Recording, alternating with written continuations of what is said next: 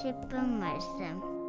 레위기 6장 24절부터 7장 10절입니다. 6장 24절 한 절 읽겠습니다.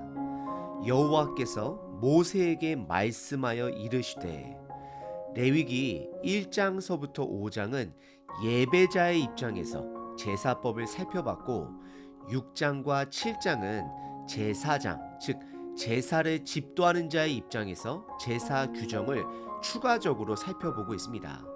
오늘 본문은 속죄제, 속건제, 그리고 다시 한번 번제와 소제의 추가 규정을 다루고 있습니다. 오늘 본문을 통해 화목제사를 제외한 나머지 4가지 제사법을 다시 한번 정리하는 시간을 갖겠습니다. 오늘 본문은 크게 3부분으로 나눌 수 있습니다. 첫 번째, 속죄제의 추가 규정, 두 번째는 속건제의 추가 규정, 그리고 마지막 3번째는 번제와 소제의 추가 규정을 각각 다루고 있습니다. 첫 번째 부분은 6장 24절서부터 30절까지 속죄제의 규정을 다루고 있습니다. 속죄제사는 부지 중에 의도하지 않은 죄를 저지른 경우 용서를 받기 위해 드려지는 제사입니다. 속죄제사의 특징은 3가지로 볼 수 있습니다. 첫 번째는 사람의 직위에 따라, 즉 책임에 따라 드려지는 희생 제물이 달랐습니다. 예를 들어 이스라엘의 리더, 제사장 또는 온 이스라엘 회중을 위한 속죄 제사를 드릴 경우에는 숫송아지를 드려야 했고, 12지파의 족장을 위한 속죄 제사의 희생 제물은 숫염소였습니다.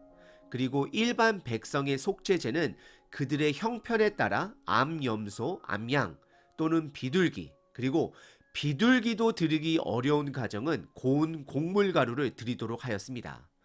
그리고 속죄제사의 두 번째 특징은 제사장과 온 이스라엘을 위한 속죄제사의 고기는 기름과 콩팥을 제외한 모든 것은 진영 밖으로 가죽까지 포함하여 불살라야 했습니다. 그리고 속죄제의 3번째 특징은 희생 제물의 피를 뿌리는 장소가 위중한 죄일수록 성막에 더 거룩한 곳에 가까이 피를 뿌리게 됩니다. 예를 들어 제사장이나 이스라엘 온 백성을 위한 속죄 제사 때는 성막 안, 성소 안에 있는 분향단의 뿔에 피를 바르고 지성소로 들어가는 휘장 문에 피를 뿌리게 됩니다.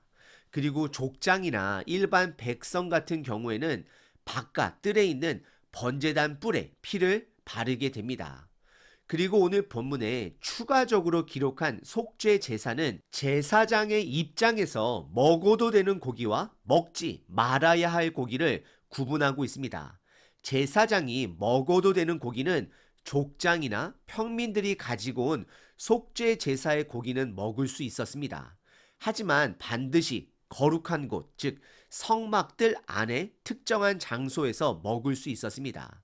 하지만 30절에 제사장 또는 온 이스라엘 회중을 위해 드려지는 희생 제물은 절대 먹어서는 안 되고 가죽까지도 진영 밖으로 나가 불사르게 됩니다. 그리고 27절과 28절에서는 속죄 제사 가운데 피의 처리 방법을 다루고 있습니다.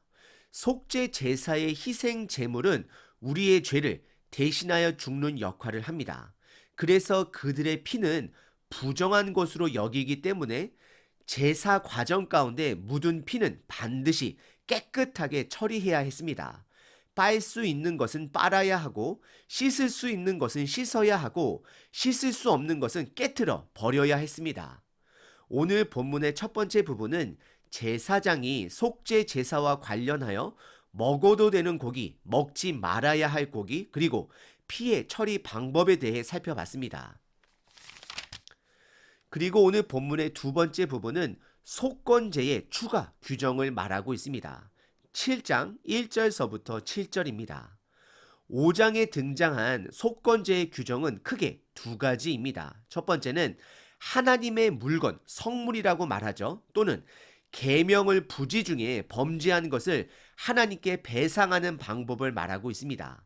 그리고 두 번째는 의도적으로 이웃을 향하여 저지른 범죄에 대하여 배상할 수 있는 방법에 대해 제사에 대해 말씀해 주십니다. 모든 죄에는 반드시 숫양을 하나님께 드려야 하고 자진해서 죄를 뉘우칠 경우에만 손해를 끼친 것에 플러스 20%를 더 배상하도록 하게 하였습니다. 하지만 5장에서는 배상을 강조하느라 제사 방법을 자세하게 말하지 않았습니다. 그래서 오늘 본문에서는 제사 방법에 대해 말하고 있습니다. 속건제의 제사 방법은 속죄제의 제사 방법과 동일하다라고 7절에서 기록합니다. 이 말뜻은 기름, 콩팥, 기름진 꼬리는 하나님 번제단 위에 태워 올려드립니다. 그리고 동일하게 일반 백성들이 드리는 속건제의 희생 제물의 고기는 제사장이 거룩한 곳에서 먹을 수 있었습니다.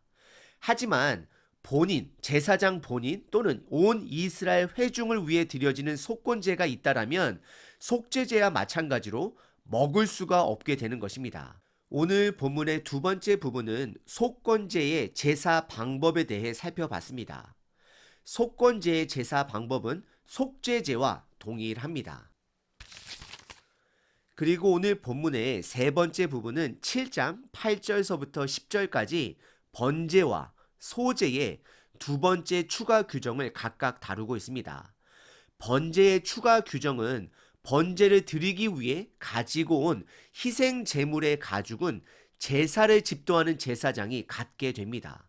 그리고 소제의 추가 규정은 요리를 한 곡물, 즉 익힌 곡물들은 제사를 집도한 제사장이 먹게 되고, 하지만 조리하지 않은 생 곡물 같은 경우는 다른 제사장들이 나눠 갖게 됨을 말씀하고 있습니다. 그 정확한 이유는 알 수는 없지만 요리한 곡물들은 양이 작아 집도한 제사장이 가지는 것이고, 조리하지 않은 곡물들은 양이 많았기 때문에 다른 제사장들과 나누는 것이 아닌가 생각하게 됩니다.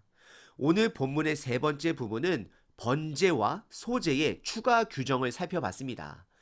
번제 때 드려지는 가죽은 제사장의 몫이고, 조리한 소제의 곡물 같은 경우에는 집도한 제사장의 몫이고, 요리하지 않은 생곡물의 소제 같은 경우에는 다른 제사장들에게 나누게 됩니다. 오늘 본문은 화목제를 제외한 4가지 제사의 추가 규정을 살펴봤습니다. 오늘 본문의 추가 규정과 예수님과 연결해 보자면, 제사장은 본인이 먹을 수 있는 고기와 먹지 못하는 고기가 있었습니다. 그것은 본인과 관련된 제사는 본인이 먹을 수가 없었습니다. 하지만 예수님은 죄가 없는 분이시므로 우리 인류의 모든 죄를 담당하실 수 있는 분이다 고백할 수 있습니다. 그리고 실질적으로 예수님은 진영 밖 골고다라고 불리는 언덕 위에 십자가에서 죽게 되는 것입니다. 그리고 속건제의 경우에는 7장 2절에 보시게 되면 그 피를 제단 사방에 뿌릴 것이다 말씀합니다. 예수님께서 고난 과정 가운데 그리고 십자가 위에서 죽기 전까지 흘리신 피는 우리의 죄값을 위해 뿌려진 피라 고백할 수 있습니다.